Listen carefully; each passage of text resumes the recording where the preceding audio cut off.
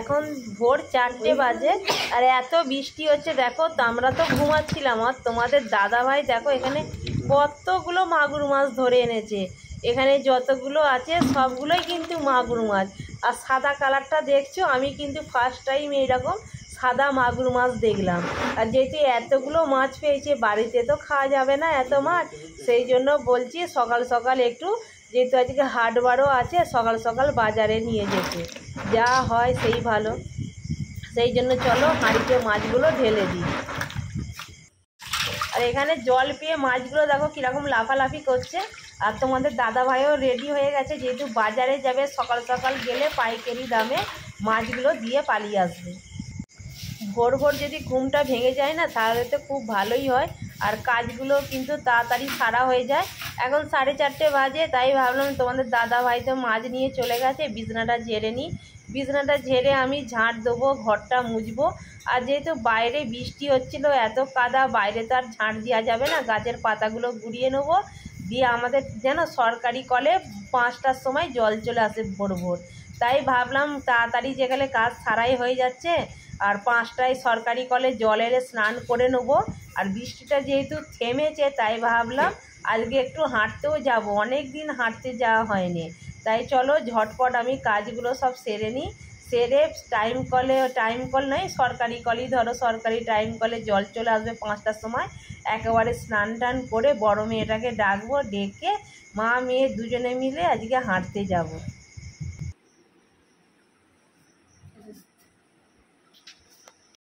আমরা এখন চলে এসেছি বন্ধুরা নদীর ধারে হাঁটতে। এই সকাল সকাল কিন্তু নদীর ধারে হাঁটতে কিন্তু ভীষণ ভালো লাগে। আর দেখো বেশ খুব সুন্দর লাগছে সকাল সকাল জায়গাটা। আর মাঠের ধার, তার উপরে আবার সরু রাস্তা, তার পাশেতে আবার নদী, এরকম হাঁটতে তো ভালোই লাগে। তাহলে চলো, কিন্তু দোষের মধ্যে কী হবে, এটা তো মাটির রাস্তা, আগে ঢালাই ছিল, বন্যার সময় রাস্তাটা খারাপ হয়ে গিয়েছিল। গোটা রাস্তায় যা কাদা, স্লিপ খেয়ে আমরা সকালবেলা হাঁটতে বেরিয়েছি।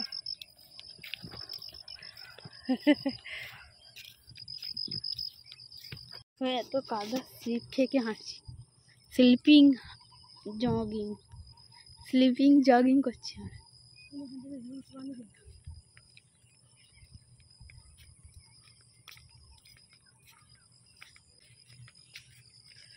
গুড মর্নিং সবাইকে।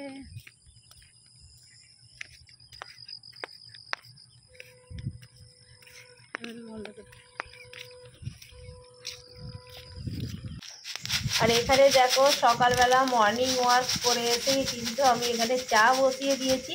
আর তোমাদের দাদাভাইও বাজার থেকে চলে এসেছে, যেহেতু পাইকারি যারা মাছ বিক্রি করে তাদেরকে মাছ দিয়ে এসছে, সেই জন্য গেছে আর পরের বোটেতেই কিন্তু চলে এসেছে। এসে কিন্তু আবার ডাঙার দিকে চলে গেছে, যে মাছ আবার পায় নাকি।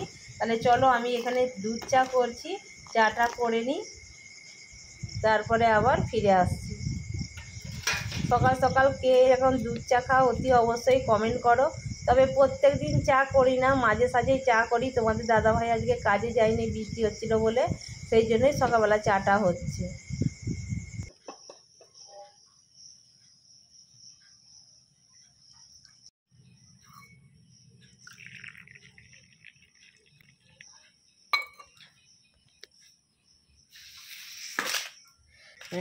চা আর সাথে দেখো বাসি নান, রাত্রে নান হয়েছিল তার 4টে পড়ে আছে। এই নান পুরিগুলো এখন চা দিয়ে খাবো, দুধ চা দিয়ে কিন্তু রুটি, পরোটা, এরকম নান বলো বা লুচি বলো, ভীষণ ভালো লাগে খেতে। তাই চলো সকালের ব্রেকফাস্ট হয়ে যাক, নান আর গরম গরম চা। আমাকে তো ভীষণ ভালো লাগে এইরকম, যদি কোনো বাসি বলো, বাসি রুটি থাকলে বা পরোটা থাকলে তারপরের দিন সকালবেলা চা দিয়ে খেতে ভীষণ ভালো লাগে। আর আকাশের ওয়েদার এতই খারাপ, তাই ভাবলাম একটু চা করে খাওয়া যাক। তাহলে চলো চাটা ঝটপট খেয়ে নিই। তারা সব মাছের পিছনে দৌড়াচ্ছে, কি করব, আমি এখন একাই চাটা খাই, তারপরে তারা যখন আসবে তখন তাদেরকে আবার গরম করে দেওয়া হবে। চলো ততক্ষণ আমি চাটা খেয়ে নিই, নাহলে ঠান্ডা হয়ে যাবে। কোথায় কোথায় মাছ ধরেছো? এখানে দেখো ডাঙা দিয়ে, এখানে ডাঙাতে বৃষ্টির জলে গোটা ডুবে গেছে জলটা। এখানে জলের টান যাচ্ছে আর তোমার দাদা ভাই এখানে দেখো মুসারি দিয়ে মাছ ধরছে। কোথায় রাখলে? কি মাছ পড়ছে এখন?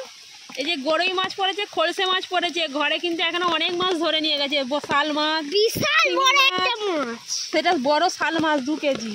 ওই বাবা, এখানে দেখো জলের টান যাচ্ছে, এখান থেকে মুসারির জালে করে করে মাছ ধরছে। দেখো এই পুকুরে জল নামছে,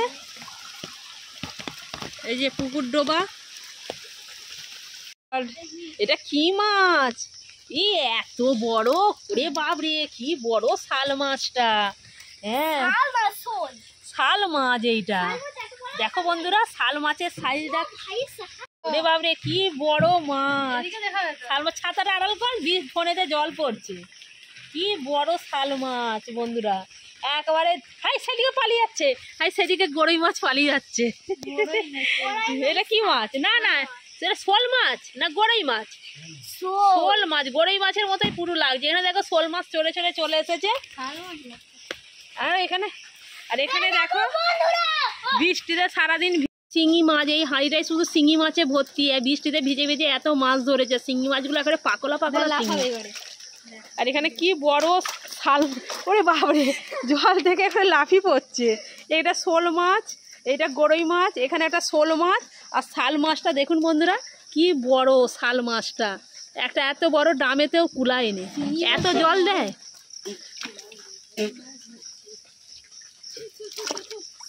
শাল মাছটা এত বড় যে এত বড় ড্রামেতেও কুলাচ্ছে না। ওরে বাবরে, একেবারে লাফি পড়লো জল থেকে। কি বড় শাল মাছটা, 3 কেজি হয়ে যাবে। শাল মাছ যেহেতু আমাদের খেতে নেই, সান্ডিল্য গোত্র, সান্ডিল্য গোত্র হলে শাল মাছ খেতে নেই।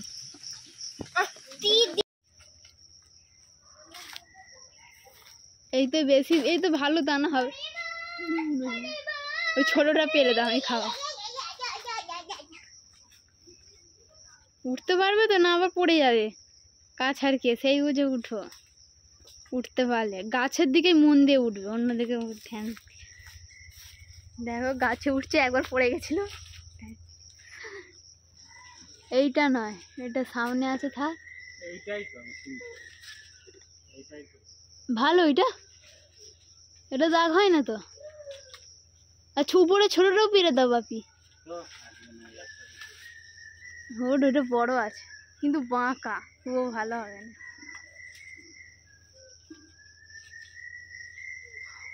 ফেটে যাবে না তো, কাটবে। পা সরিয়ে কাটো, নাহলে পায়ে পড়বে তোমার। ওই পাটা পড়িয়ে, নাহলে হাঁটুতে পড়বে।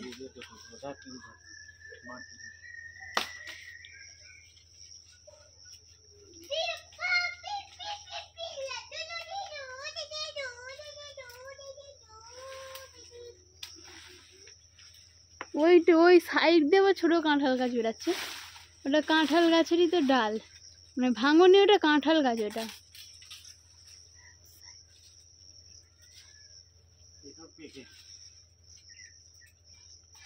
দাঁড়া ওদিক দিয়ে ভিডিওটা কর, দেখা যাক কাঁঠাল।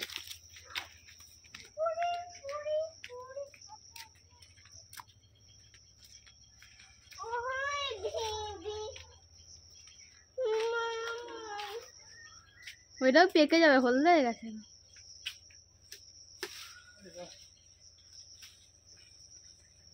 আমি ধরতে পারবো না, আমি ধরতে পারি।